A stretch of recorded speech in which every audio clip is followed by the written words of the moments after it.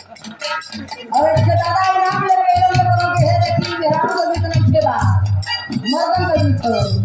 तो भैया हिसाब से आप लोग रहता था कोई फरमाइश बिना करी मास्टर साहब हमारा गीत बजाओ थोड़ी आप बजा ले बजाइए कौन भी नहीं अपना भी अपना अंदर से गलत के है भी कोई बड़ा दर्द होता है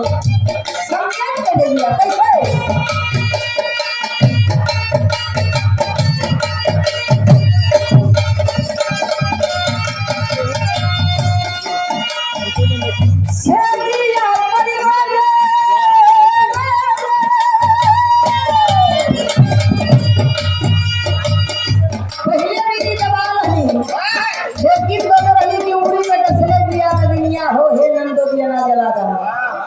पहली बेरी मोहन कवि जी आप सुनिए बतौनी है लेकिन बताओ नहीं दुल्ही बताओ तो भैया तैयारी से किया रंजिया परिवार कहां से जवानी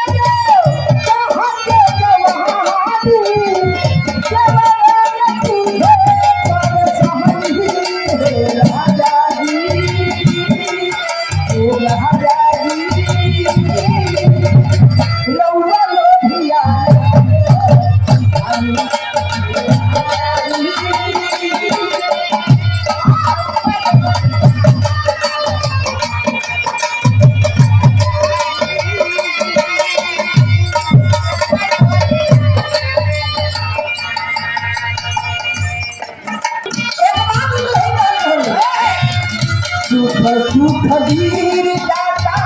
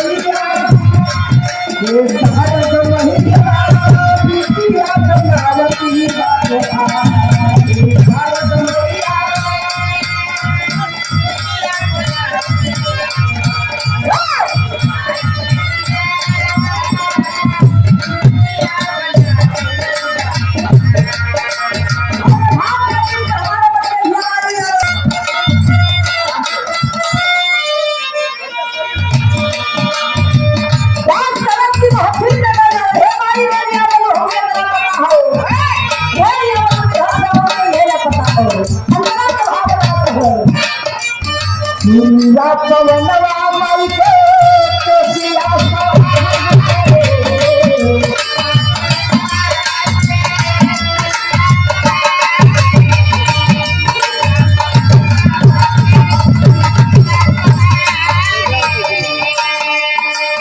कविता कविया